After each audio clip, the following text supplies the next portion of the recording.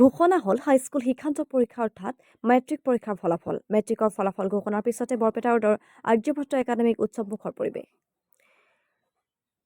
100% উত্তীৰ্ণ হোৱাৰ উপৰিও 3জনকৈ ছাত্ৰ-ছাত্ৰীয়ে ডিষ্টিংশ্যন আৰু 3জনকৈ ছাত্ৰ-ছাত্ৰীয়ে ষ্টাৰ নম্বৰ লাভ কৰাৰ উপৰিও কেইবাজনো ছাত্ৰ-ছাত্ৰীয়ে প্ৰথম বিভাগত উত্তীৰ্ণ হৈ বিদ্যালয়খনৰ বাবে সুনাম কঢ়িয়াই আনিবলৈ সক্ষম হৈছে। ফলাফল লাভ কৰাৰ পিছতে বিদ্যালয়খনৰ শিক্ষক-শিক্ষয়িত্ৰীসকলে উত্তীৰ্ণ হোৱা ছাত্ৰ-ছাত্ৰীসকলক ফুলাম গামোচাৰে সম্বৰ্ধনা জনোৱা পৰিলক্ষিত হয়। আনহাতে 2008 চনত প্ৰতিষ্ঠা হোৱা আৰ্যভট্ট একাডেমী নামৰ উক্ত বিদ্যালয়খনে প্ৰতি বছৰে এইদৰে সুন্দৰ ফলাফল কৰি সমগ্ৰ অঞ্চলটোতে এক শৈক্ষিক পৰিৱেশৰ সৃষ্টি কৰি আহিছে। নেক্সট অসমক্ৰান্তীয় সংবাদ।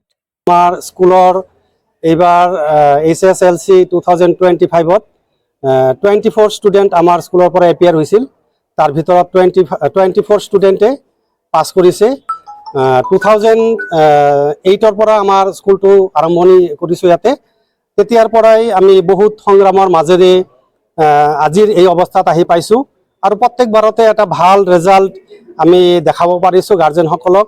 সেইকাৰণে গাৰ্জেনসকলে আমাক বহুতো এটা ভাল মানে এপ্ৰিচিয়েশ্যন আমাক কৰিছে।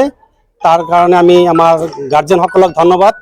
লগতে আমাৰ ইয়াৰ যিসকল শিক্ষক আছে ইয়াতে তেওঁলোকক সকলোকে আমি ধন্যবাদ জ্ঞাপন কৰিছোঁ যে তেওঁলোকে বহুতো চেষ্টা কৰি তেওঁলোকৰ অনেক চেষ্টাৰ ভিতৰত আজিৰ এই ভাল অৱস্থা পাইছে। আজিৰ ৰেজাল্টটো মই ক'বলৈ গৈ আছোঁ যে 24 ষ্টুডেণ্টৰ ভিতৰত 3জন ষ্টুডেণ্টে আমাৰ ইয়াতে ডিষ্টিংশ্যন পাইছে, 3জন ষ্টুডেণ্টে ষ্টাৰ মাৰ্ক পাইছে, 18 ষ্টুডেণ্ট আমাৰ ইয়াতে ফাৰ্ষ্ট ডিভিজন পাইছে আৰু 6 ষ্টুডেণ্ট আমাৰ ইয়াতে ছেকেণ্ড ডিভিজন পাইছে। তাৰ ভিতৰত ডিষ্টিংশ্যন যি 3জন ষ্টুডেণ্টে পাইছে সেই 3জন ষ্টুডেণ্ট হ'ল আমাৰ সুইটি ৰেহমান আৰু শেখ শামীম ৰাণা। পাৰ্চেণ্টেজ দিলৱাৰ হুছেইন 91.5, সুইটি ৰেহমান 90.66 আৰু শেখ শামীম ৰাণা 89.5। আৰু যি 3জন ষ্টুডেণ্টে আমাৰ ষ্টাৰ মাৰ্ক পাইছে সেই 3জন হ'ল আমাৰ নিহাৰেন্দ্ৰ বসাক 80.83%, আৰিফ মণ্ডল 80.66% আৰু মাছুদ আমিন 75.66%। তো এবাৰ আমাৰ ৰেজাল্ট ভালো হয়েছে। আমি চেষ্টা কৰি আছোঁ যাতে ভাল এডুকেশ্যন দিব পাৰোঁ আমাৰ নৰ্থ বৰপেটা ৰোডত। তো north Barpeta road Aryabhatta academy আজিৰ ডেটত যিখিনি ৰেজাল্ট দিছে সেইখিনি আমাৰ চব টিচাৰৰ কষ্ট কৰি তাৰমানে যিখিনি ৰেজাল্ট আমি আনিছোঁ আৰু অনাগত দিনত আমি আৰু ভাল ৰেজাল্ট কৰিম। আৰ্যভট্ট একাডেমি আমি আৰু এটা কেম্পাছ খুলি আছোঁ। এটা গুড নিউজ মই দিব খুজি আছোঁ, নেক্সট ইয়াৰত আমি হায়াৰ ছেকেণ্ডেৰী খুলি আছোঁ ইয়াতে। ছায়েন্স আৰু আৰ্টছ ফাৰ্ষ্টত হ'ব আমাৰ স্কুলত এতিয়া ছায়েন্স বেছ স্কুল বুলি ক'ব পাৰি। আমি ছায়েন্সৰ লেব চব দিছোঁ, কম্পিউটাৰ লেব, ছায়েন্স লেব, এক্সট্ৰা কাৰিকুলাৰ এক্টিভিটি চবেই আমি কৰি আছোঁ ইয়াতে যিমানখিনি পাৰিছোঁ। মডাৰ্ণ এডুকেশ্যন, মই NIT প্ৰফেচাৰ আছিলোঁ, এতিয়া চাকৰি এৰি মই ইয়াতে ডিৰেক্টৰ পোষ্টত আছোঁ।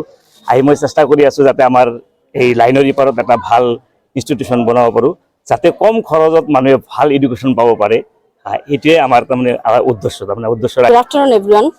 We are very happy that our children has come out with flying colors and getting three students getting distinction mark, 3 star marks, and we have tried a lot for them as well as the students have tried a lot. For that we have seen this result today, and I congratulate everyone. मुझे बहुत अच्छा लग रहा है। और future में क्या क्या बनना है, तुम्हारा एम क्या है, एम इन लाइफ? फ्यूचर में मुझे UPSC देना है। हाँ, और कितना मार्क मिला? मुझे मेरा टोटल मार्क है 544 और परसेंटेज है 90.66%। नाम क्या है? सुइटी रहमान। মোৰ ভাল লাগিছে। গোটেইখিনি ক্ৰেডিট মই মানে মোৰ টিচাৰক দিম, কাৰণ তেওঁলোকে মোৰ কাৰণে মানে বহুতখিনি কৰিছে, যিমানখিনি কৰিছে বহুতখিনি কৰিছে। মোৰ নামটো আৰিফ মণ্ডল হয়। কিমান পাৰ্চেন্টেজ? 80.6%। আৰু ফিউচাৰত কি পঢ়াৰ প্লেনিং আছে? মই মানে MBBS কৰাৰ আশা আছে মোৰ। ডক্টৰ চিকিৎসা সেৱা দিবা।